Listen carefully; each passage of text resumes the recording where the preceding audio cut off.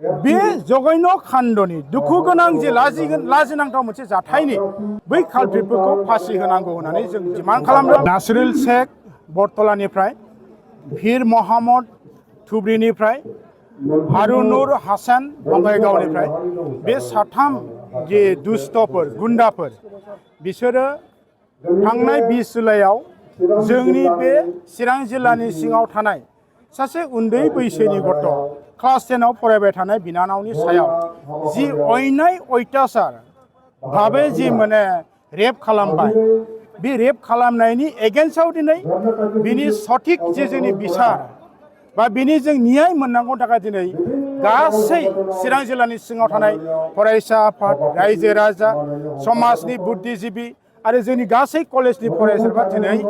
रागा जोंनानै खुद्रिसारनानै दिनै माने अल आसाम ट्राइबेल संघनि दैदेननायाव जों बयबो एकगत सापर्ट खालामनानै 3 घन्टिया धरनानि हाबाफारि लानाय जादों। आरो बिनि गेजेरजों चिफ मिनिस्टार आरो आसामनि डिजिपिखौ जोङो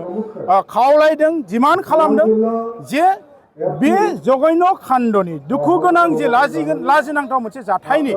बिसारखौ पक्स'नि गेजेरजों थाबैनो होनांगौ आरो बै कालप्रिटफोरखौ फासि होनांगौ होननानै जों डिमान्ड खालामदों। आरो बिनि अनगायैबो भिक्टिम जोंनि नखर आरो बिनानावनि मुङाव बिथांमोना एककालीन साहाय्य प्रदान खालामनांगौ जों डिमान्ड खालामदों। बेजों लोगोसे जोंनि चिरां जिल्लानि सिङाव समाय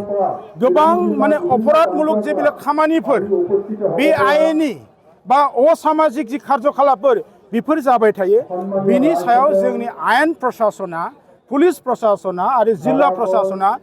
गोख्रों बेबस्था लानानै बै गाज्रि एन्टि एलिमेन्ट फर्सफोरखौ दमन खालामनांगौ, धंस' खालामनांगौ होननानै जों डिमान्ड खालामदों।